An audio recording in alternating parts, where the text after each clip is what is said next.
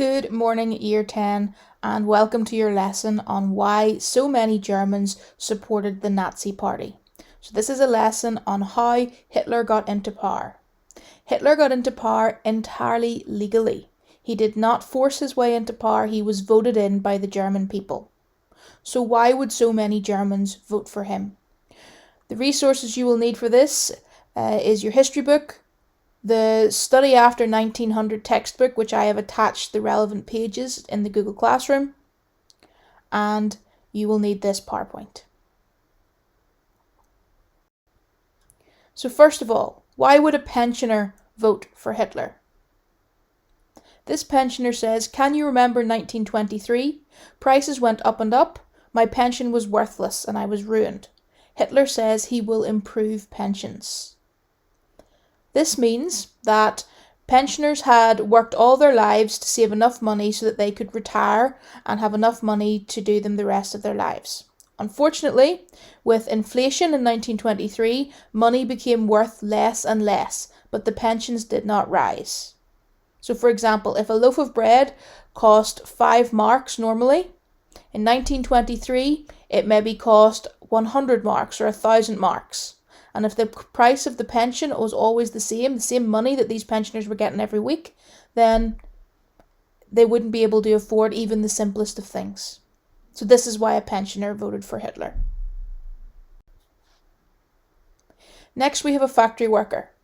The factory worker says, "We have all lost our jobs because of the Great Depression. Hitler says he will give us jobs. I would vote for the devil if he gave me a job." In 1929, the Wall Street crash happened. This sent the world into something known as the Great Depression. Factories closed, millions of people across the world lost their jobs, and Germany was exactly the same. People needed jobs to survive, to earn money to keep their families. This is why the factory worker is desperate for a job. And Hitler was promising to end unemployment. Here we have a middle-class housewife. She said there is chaos and violence everywhere, communists and Nazis fighting. Hitler has promised us law and order. At this time, there was a fierce rivalry between the communists and Hitler's brown shirts, also known as the SA. He was literally creating violence in the streets, and yet he was also promising to stop the very thing that he had created. This is why a middle-class housewife would vote for Hitler. Next, we have an ex-soldier. He says, "Hitler was a soldier and a hero. Hitler is right. The Jews betrayed us in the Great War. Now the other countries are making us pay millions for our defeat. Hitler says he will make Germany powerful again." As you will know, in the Treaty of Versailles, it was a very harsh treaty against the Germans. Many were embarrassed by this and angry, as it does take two sides to fight a war.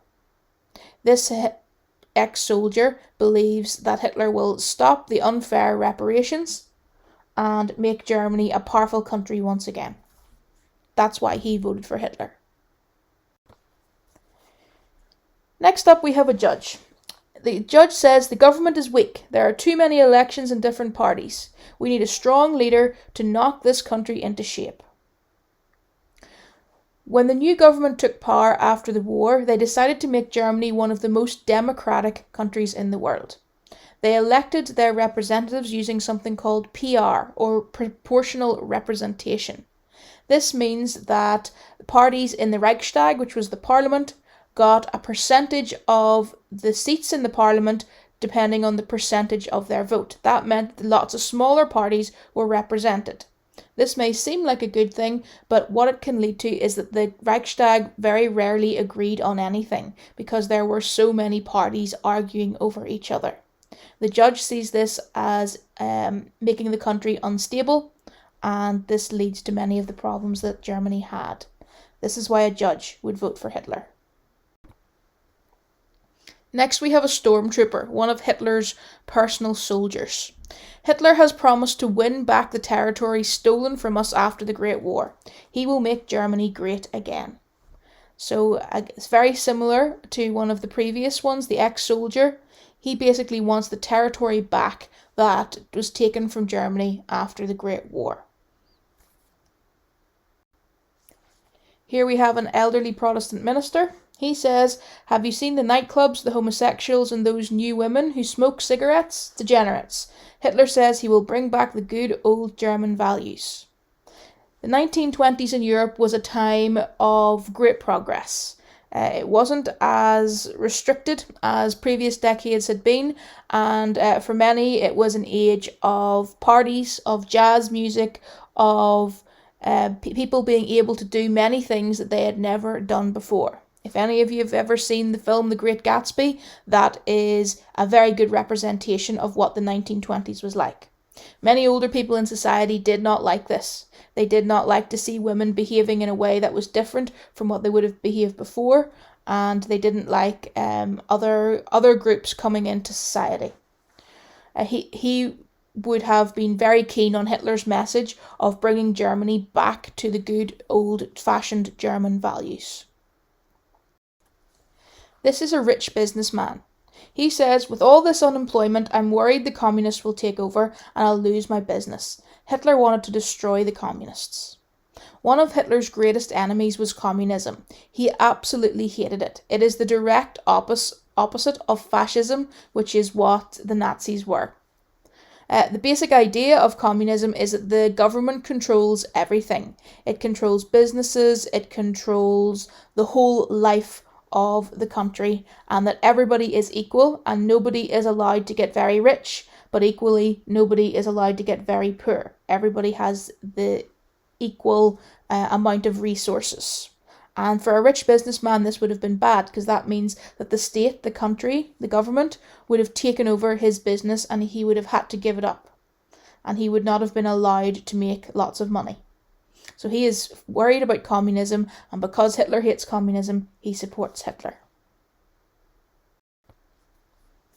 Next we have a small businessman. He says, "I don't like the Nazis, but if you don't give them money, these stormtroopers, they come round and threaten you, so it's much safer to support them." So some people were scared of the Nazis and Hitler, particularly his stormtroopers or his SA. They would have intimidated anybody who they felt was not cooperating with the Nazis. So that's why he voted for them out of fear. So your task is to use the talking heads, that's the people that I've just read through, and explain why people voted for Hitler and the Nazi Party. I would like this to be the minimum of half a page, so no less than half a page in your history book. I want to see a piece of longer writing explaining why the various different people voted for Hitler. Once that's complete, you will then move on and you will read Hitler's story on page 42, and I will have uploaded this as a PDF to Google Classroom. I want you to list the things Hitler did to get into power as question 1.